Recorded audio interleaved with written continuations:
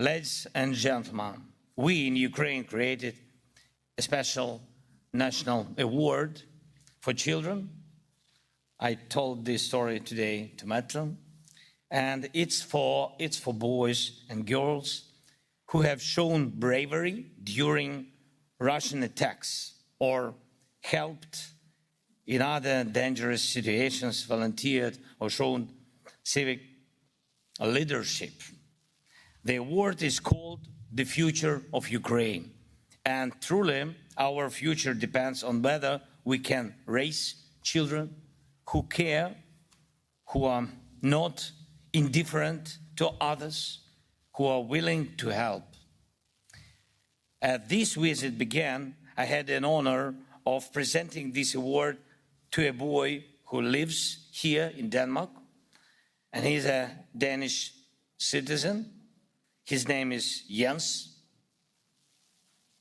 and he's just 11 years old, like my son. But his kindness, he's 11, but his kindness and care have already made a difference and inspired many adults. Jens made Easter crafts in blue and yellow, Ukraine's national colors, sold them, and bought backpacks to send that to Ukrainian children who really need help. And it was deeply moving. But if you think about it, this was also deeply political. Wanting to help, to support others, to not stay on the sidelines in a time of war, that's a powerful message in itself. And this is exactly the kind of message that lies at the heart of the European Union, at the heart of our unity. We are united and we work together, and our Europe needs the EU for mutual support, for shared protection, and for the very values shown by Jens, by you, and by millions of Europeans every day. Compassion, sincerity, and the will to help someone in need, even if that person is far from your home.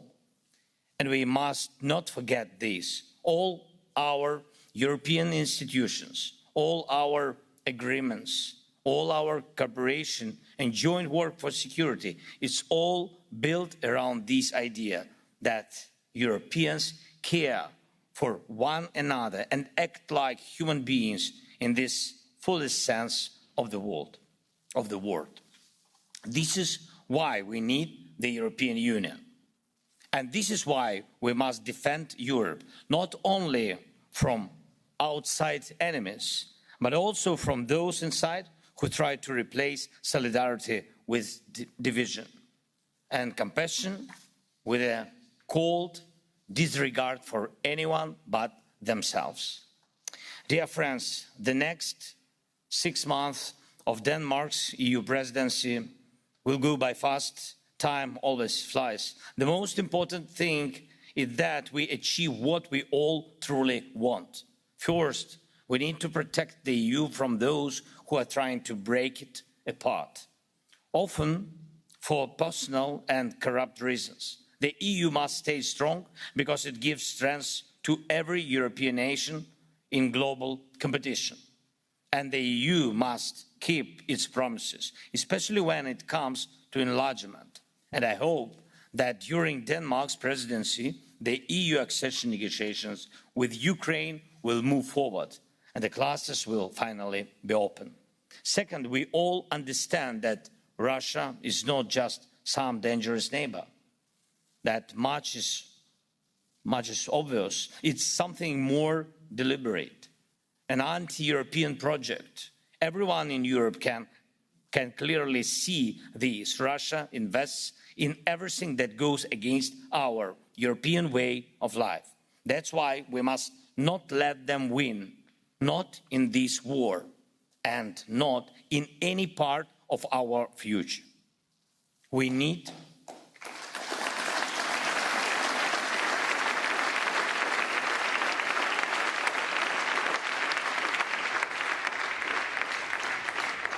We need biting sanctions against Russia. We need steady defense support for Ukraine. We need to build up Europe's own defense industry so that Russia cannot outmatch us in any area.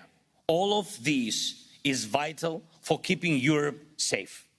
And we have to keep putting pressure on Russia to make them stop the war, respect their neighbors and choose peace.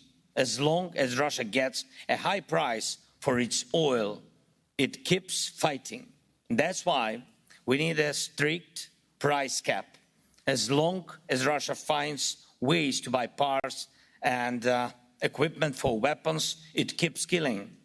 That's why we need a full stop to all supplies to Russia of anything that is or could be used for making weapons. It's high time we established an efficient international platform to control dual-use exports, and it could be one of the achievements of the Danish Presidency. We can work on it together, and we need to cut off Putin and his buddies from money. As long as Russian banks can still operate in Europe and other key parts of the world, Russia keeps ignoring diplomacy. We must push it back toward diplomacy. Third, even if it's not easy, we must do everything we can to keep cooperation between Europe and the United States strong.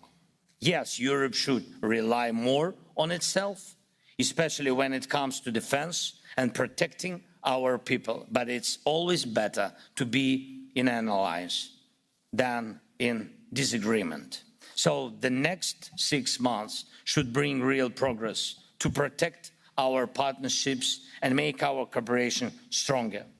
No matter what anyone says, Europe is and will stay one of the world's strongest players and a leader in human rights.